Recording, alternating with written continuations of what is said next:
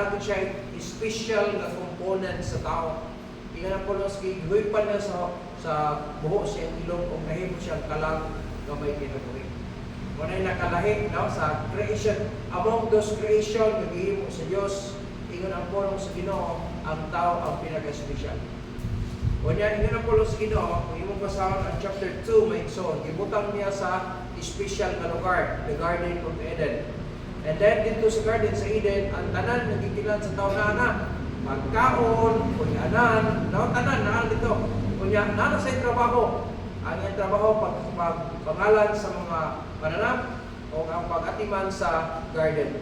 Now, ato makita may igsoon nga sa kinabuhi, ikinahanglan mo lang essential. Natay puyunan, natay pagkaon, natay puyanan, muna ang mga essential ng mga butang sa atong pag-access ng kalibutan. Pero sa diha nga nasayop sila may igsoon. No, ingon ko sila sa chapter 3, makita nato ang story diha nga nailad sila. Sa dihang nakasala sila may igsoon, ingon ko sila gipahawa sila diha. Ingon sa verse 22 atong gibasa in Shedrin. And the Lord God said, Behold, the man is become as one of us, to know good and evil. And now, lest he put forth his hand, and take also the tree of life, and eat and live forever. So, sa panahon na wala pa sila nakakaon sa tree of life, na may tree of knowledge, nakaon na nila, kaon. So wala pa sila nakaon sa tree of life, hawa na sila. Yan ang po lang signal sa verse 23. Therefore the Lord God sent him forth from the Garden of Eden. Ipahawa na sila sa Garden sa Eden. Dito sa Garden sa Eden, nanatanan ang essential ng kinala niya. Narito ang puyanan niya, narito ang trabaho niya, dito na po ang pagkaon niya. Kompleto na tanan. Huwag pasawag, diha sa kabubuton sa Diyos, naanatanan. Kompleto na siya diha. Kaso lang, ingsupak ang tao. Sa dihan, ingsupak siya, gipahawa siya. So, sa dihan gipahawa na siya, imong mabasa sa unahan anak maigsoon nga, kinahanglan maghago na sila. Pinaagis papatulo sa imong singot, mabuhay ka. Wala matulisan kasi grabe po naman pato sa among singot. Oy, kaya sila mo na sulod ang bangko, ilalong ba yung nag-drink sa ilalong? Grabe paligot na mo, isa kasimana na. Yaguan yung Japon. Pero na yung mga trabaho nga dili yung angay. That is against the law. No? Pero dili nga na po ng Ginoo ang kumpunto, diba? When iniquity influences a man. Kung ang kasalanan na ba, mo ay maka-influensya sa tuwa, sa tao, ang mahita mo ba ikson, hinigtulong kabutang, ang nga natin hinumduman sa kanunay. Sa dihang wala pa sila nagkasala ang ikson, ayahay ang kabutang, na ang puyanan, na ang trabaho, na ang pagkaon. Ang essential ng mga butang maikson is safe na daan. No? Diya sa kabubuton sa Diyos, safe na tadaan. Pero kung musupak ta, beyond sa iyang limit, no? Beyond sa gigon sa Ginoo, ingon ang pulong sa Ginoo nga sala. Sa dihang makasala maigsoon, sa dihang ang iniquity daw, munay mo harig sa tao, ang mahita mo maigsoon, the easy thing becomes hard. Kaya ngayon ito tawag, kung may kagbukaon, di na ba ka magluto? Dili na ka maghago, nga kanang magkumapa ka, wala na. Usuro lang ka sa garden, kada pagkaon, pagkaon. O niya, ang ilhang pagkaon is very nutritious and healthy. Insa to akong na-istorya nga, ang ilahang mama ba to, o ilang papa, nga sa dihang nagkaon, trabahoan sila o vegetables and fruits. Ang cancer sa iyahang imunlod buto sa baba. Kibali ang rest sa cancer ing baba. Pero sa dihan wala na siya ato ng mga foods ang may tabo kung saka ang iyang rest. Sa ito pa makatabang yun ang tatanong, and vegetables and fruits. Ano siya? Ato pa, dito sa ilang panahon ta, healthy na, nutritious pa. Pero sa dihan nakasala sila, ang himong imbis kay sayon, mahimong lisod. Palayas na ka sa Garden sa Eden, wala na dito ang opportunity nga hayahay, tuwa na ko sa naglisod na ka.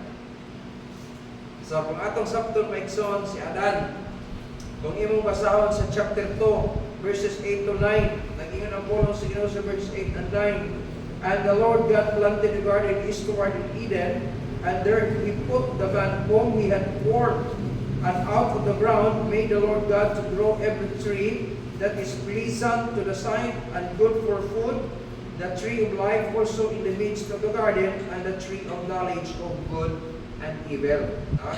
Sa verse 15, yun ang pulusin, and the Lord God took the man and put him into the garden to Eden to dress it and to keep it. Nada ang trabaho niya, naapoy ano niya, napon ang pagkaon niya.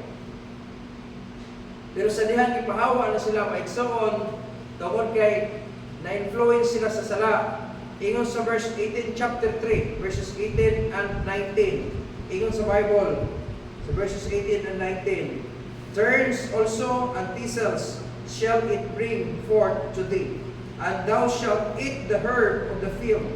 In the sweet of thy face shalt thou eat bread, till thou return it unto the ground, for out of it was thou taken, for dust thou art, and unto dust shalt thou return. Dahil, manasalita mo na.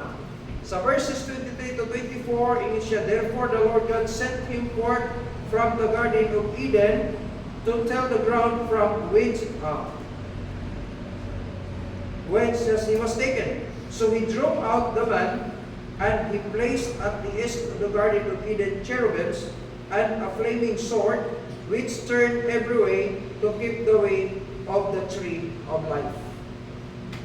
So, kabalo sila, nga nasa Garden sa Eden dito, ang tree of life, wala nila na makaon ang tree of good and evil, no? Knowledge of good and evil ang nakaon nila. Madiin, kining mga kahoya, giditan sila sa Ginoo. Kini lagi mo discover lagi yung tata. Kaya ro ba yung pang superman pata. May mo tang superhero ta. Kaon tatong tree. Ano? Life. Para sa dito sa Surigosong sa itong nakalito ko, nag-ingon ang mga pastor. Unahin siya matintal ni iba. Kabalo mo ta sa chapter 3, no? Na ang unang nahilan yun ang babae man. Ang ilan. Usap na siya sa ini panglantaw kung ang babae dili gani subjected, no? Dili mo subject sa kabubuton sa leadership sa bana, may tendency yun na maghimo siya iyang kaugalingon. Makaguba din sa panimalay. Magkaguba din sa panimalay. Kaya ina, sa mga nag-prepare ko, yan, pertindaghanan kinig mo lang dito, ito ay kayo kayo. Pero sa diyan nakasala sila, ipahawa sila. Ipalayo sila gikan atong hayahay. Kung naghimo na sila o ilang kaugalingon, aron nga, mabuhi sila. So, bantay ta, kung natin mga trabaho, hayay, nindot unta atong trabaho, na maka-earn tag something, aron ma-raise na to ang atong family, magbantay mo pag-ayo nga kung maghimo tas kasalanan, bisan atong trabaho, apektado na, o tuluho na sa Diyos. Bantay ta na. Ang atong mga kaptangan, no? Pwede na mahitabong apektuhan. Lipay ng taga kay wala, mo-improve ng taga, no? Ma-promote ang imong kahimtang, pero dili na na-promote sa Ginoo, kaya nga naman nagpakasala man ka. Hayay ito na puyo sa Garden sa Eden. Hayay yun, no? Kumbaga, hayay ng trabaho, pero gibinuangan man nimo, ang reta mo, pa imong bulisod. Ang imong mga needs, musamot kadaghan. Hayahay mo ka to, masuprayin ka sa mga essentials ni mo, hayahay mo kayo. Pero may mong malisod na naman doon sa kasalanan. Iyon ang pulong sa Ginoo maigsoon, gipapahawa sila. May kang gipapahawa, kung sa gipalayo ka, gipalayo. Ikaduha butang, with iniquity influences the man. not only the easy thing becomes hard, but the comfort zone becomes hassle zone. Komportable unta ka, ayahay ron tato no? Nangalagad ng talo sa Ginoo, natay kalinaw, natay kalipay, ano? Pero himbiya ka, kay musunod ka sa imong kagustuhan, ang mahitabo, permero raman ang walang hak nimo. Ganahan kayo, kaya naman ang sala, lamig permero. Pero sa panahon na ng process na ka sa kasalanan, ayaw galimot na mahimong makaluluoy ng matulog. Yun anak kalisod, no? Yun anak kalisod. Nang hinumduman na ito po kayo, na ang comfort zone na anak sa Diyos, ang hayahay nga kabutang, ang pinaka-safe na lugar o ang pinaka-hayahay na kabutang ang kanang naatas kabubuton sa Diyos. Pero sa panahon kung mapalayo ganitas kabubuton sa Diyos, ay mo kalimot, may mo ng hassle zone. Hassle na panulong. No? Ang kinabuhi mo, may mong hassle. Usa sa pinaka-fixed or pinaka-fit nga example sa kinabuhi, katong prodigal son. Ang story sa prodigal son, dito sa ilang panimalay, siya, prinsipikot siya. Huwag masabot, dako siya branggo. Bisa pang mukuyog siya sa mga laborers, kaya trabaho siya sa uma sa impapa, still, rangguhan gapon siya, kaya gano'n, prinsipi, anak siya sa tagiya. Pero usa sa mga adlaw, iyang ikuha ang iyang kabahinan. Hibiya siya sa iyang amahan. Muna, bantay kita pag-ayo ha, kumpiyansa na ta kayo, kay kaingon mo hayahay na ka. Kaya nga naman, malinawon ka, malipayon ka, ayaw kalimot. Sa panahon mo sikpiat ka diha, ang imong comfort zone, mahimo ng hassle zone. Paggawas niya, tanaw na nag-enjoy ba kayo sa primero? Dala, wala palito, babae diri, kao dito, parte niya na hantod na hurot ang iyang patigayon.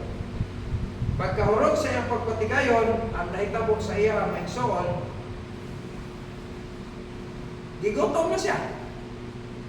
Gutma na. No? Kanya, walay bisan usa sa iyang amigo na iyang ipinans kanyanto na hinglingi sa iya. Hantod niabot sa punto nga nakauban siya tigbahog og baboy. O sa panahon nga dito na siya nagbahog-bahog, wala siya makaon, makik-away na lang siya sa baboy kay mukaon siya kapil sa pasaw. Hasod kayo na kay sa ilang lugar, sa ilang palbalay, di na siya mukaon pasaw sa baboy.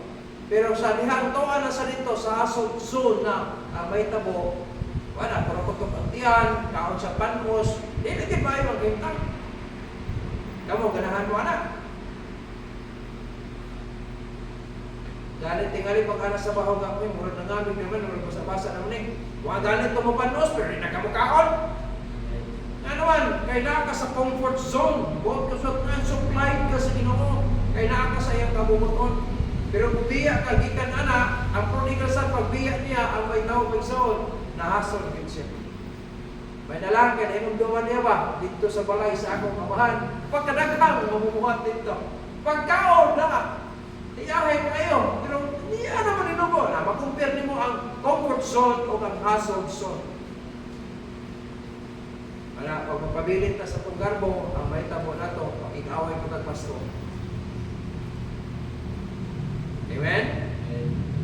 Ay may son sa pagkakaroon, ay mga Baptist churches na sa pagkakaroon, mawala na yung pasto. Subok kayo palandungan ba? Subok kayo. Kaya nga naman, nanay mga pastors, nag-ipang-kick out sa church.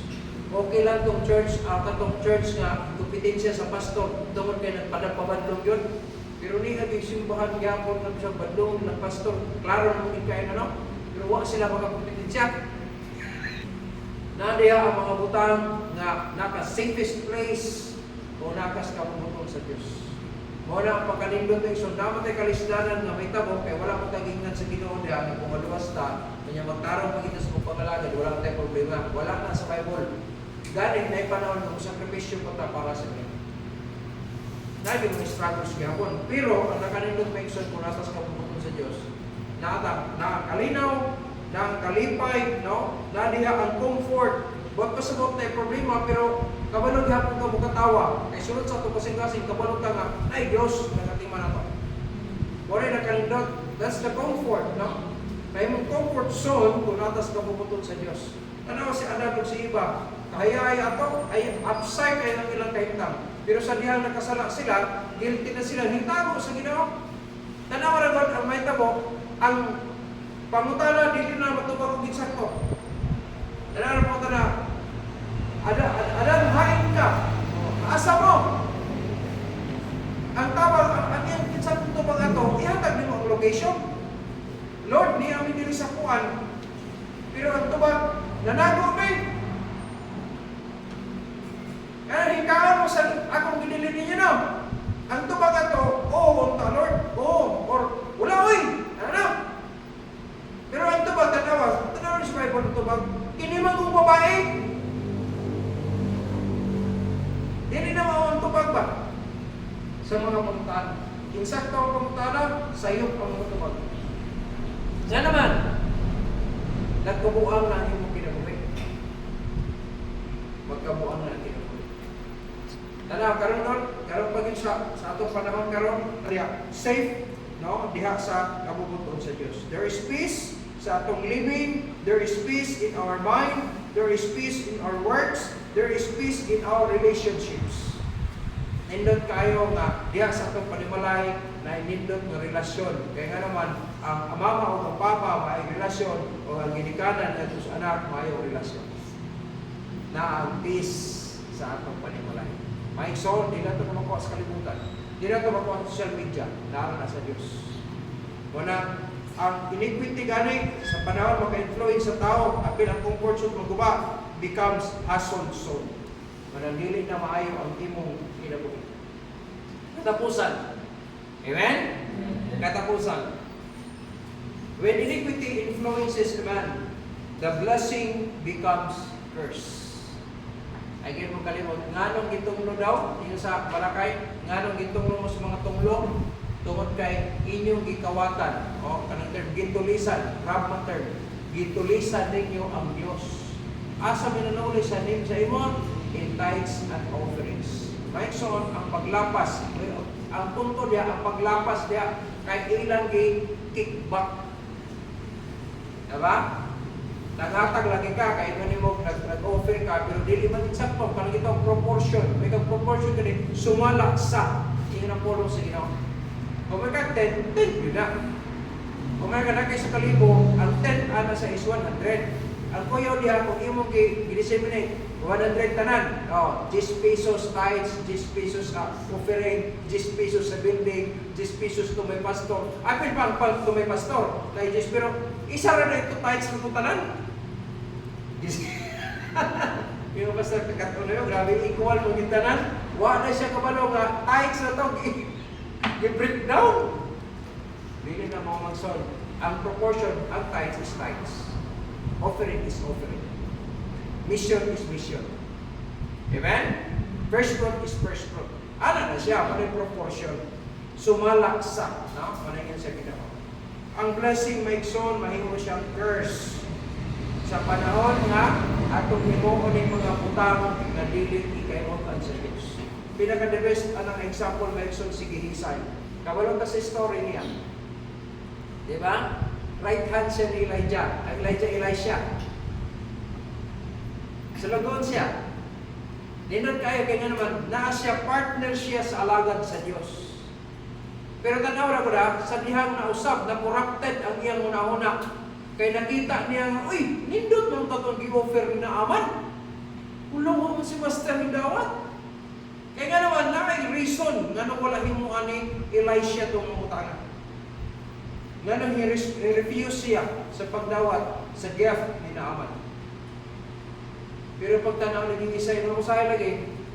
Usay, ma-misinterpret na to ang decision sa atong pastor, sa atong leader. Kaya kayo na ito mas gamhanan takay sa ilaha.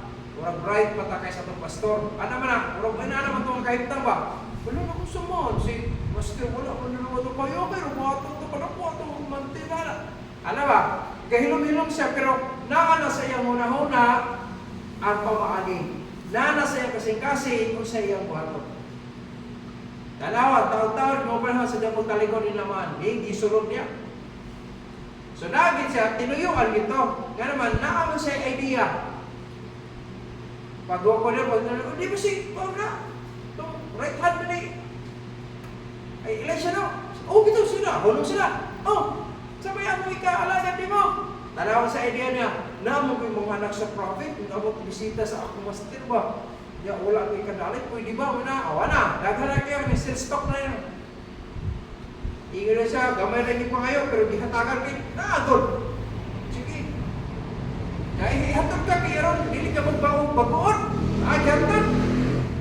Pero wala siya ipatod, wala siya napatod sa balay yun. Dito na, direpas tao na kayo, ako na bahala dito. Dito malangay sa yung travel kayo, bukulit para ba kung layo patangin niyo. Ano na? Kaya kita ko ano yan. Kaya kaya dili mo natin malimungan ang Ginoo.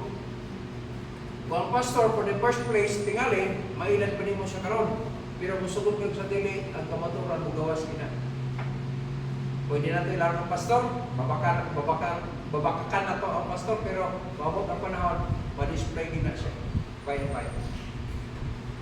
Pag abot ni Gihisay, hanos pag ito, kasi kadagan-dagan mo dito.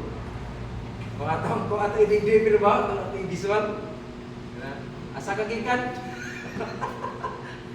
Wala pa. Dito naman. Wala ba nga? Kuya ba ako kasi na sa imo ha? Kababaluan nga. Makikistorya ba yung Ginoo sa prophet? Wala nang Ginoo sa Bible na, pero pwede ito sa Ginoo. Elisha. Sige, isayo. Pag naaman na mo, nagihimo niya, mo na. Bisa naghilom ka, wala ka nagsulti, anang mapulong, pero kabalong Ginoo kung unsa na mga words na kasi mo kutok. Ina na kakuyaw sa Ginoo na. So, giapas ni Gisay ang blessing. Mga daw, ay, hindi ka pa ako kiligis, talagi ka na yun. Di pa nga kayo na. Kaya kay supak mas kapumatun sa Diyos. Ang nahita mo, nag-iingnan na sa Elisha. Sige, tugod kay imong gidawat ang gasa ni Naaman, muapil po sa imuha ang iyang leprosy. Kaya mong tanaw na isono, dama itaw na hasta ang kabanayan. Kaya hantod sa iyang kaliwatan.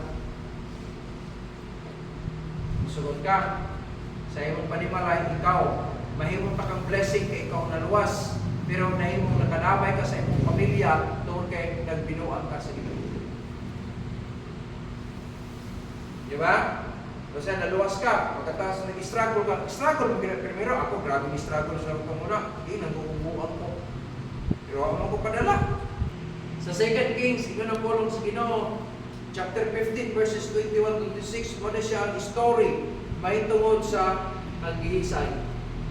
Sa iyang pagbabaka, sa iyang tiguha, na makakangkon siya sa blessing yung di-expect niya. Pero ito sa verse 16, 2 Kings chapter 15 verse 26. Ato sa pasawa na chapter 15 verse 26. Ingon sa Bible. So verse 26, and the rest of the acts of 2 Kings chapter 15 verse 26. Leper, dinaaman niya, mahimo siyang leper o ang iyang kaliwatan. So kung ato sakto maigsoon, ang imong blessing, nahimo siyang curse. Amen? Bantayan din natin ang pag-ayo. Ang expected na to, ang expectation na to, mahimong mabaliktad. O niya, ang unexpected, mahimo siyang mabaliktad po. Ang expectation niya nga makagilan siya tungod sa gipanghatag ni Naaman. Pero ang nahitabo sa iya, nahimo siya leper hinon. Unexpected ato dito, wala siya nag-expect nga mahimo siyang leper.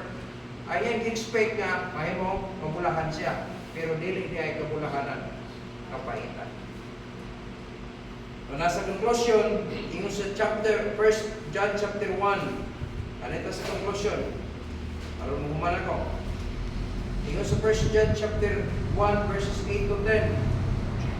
1 John chapter 8, chapter 1. 1 John chapter 1 verses 8 to 10. Ingon ang pulong sa Ginoo. If we say that we have no sin, we deceive ourselves, and the truth is not in us. If we confess our sins, He is faithful and just to forgive us our sins and to cleanse us from all unrighteousness. If we say that we have not sinned, we make him a liar and his word is not in us. Kung imong na-determine karon pinaagi sa mensahe nga ang Ginoo naging istorya sa imuha, pamahay na lang yung pasaylo. Ito bisa Lord, sorry kayo, nagkasakit ko dito. Ayaw pa padayon ang mga kasalanan. Kaya nga naman, na yung mga padayon ang Ginoo maging istorya sa to ang pinagi siyang pulo. Padlungon ta, aron din na tabo padayon. Pero sa diha na kadungog ka sa pagbadlong sa Ginoo, di ka mo katoo na that is another thing, no? Bot pasabot musukol gyud ka sa Dios. Sa panahon nga pahamtangan na ka sa Ginoo og latos. Diya na sayo kung ano latos. Pahamtangan og latos. Ay kalimot warning pagid gihapon na. Nga aron dili ka mo padayon sa dili mayo. Pero kung bisan pa sa latos, dili gihapon ka mo katoo na ay kalimot tunglo na padulong na lang. Ang pulong tunglo dili ka nang magpasok ng impierno ka. Kaya kung po rin na siya nga, matunglo ko nga, naluwas naman ko. Nagdaw, dili. Ang term na siya is kalisdanan siya. Kaalakutan sa imong pagkilap. Sa Corinthians bitaw, kung nagkabasa mo na sa Bible katong naay usa ka papa nga naay anak na unitaw, namatay iyong mama, na nabidyo ko iyong mama, kunya gikabit niya ang iyang stepmother. Nagawa sa tanan, no? Ingon si Paul, itugyan na sa Ginoo, itugyan na sa yawa, ito na si karon ang iyang aron ang malaglag na siya, kung pasabot mawala na sa kalibutan, aron mawala na siya sa Ginoo. Kasalanan man na. So di ka magpatawa na, itugyan na sa yawa na. Kaya aron ma-destroy na iyong lawas, aron mabalik na espiritu ko sa Diyos. So ang kalaga to, manubag siya sa ingihimo madilimay. Amen?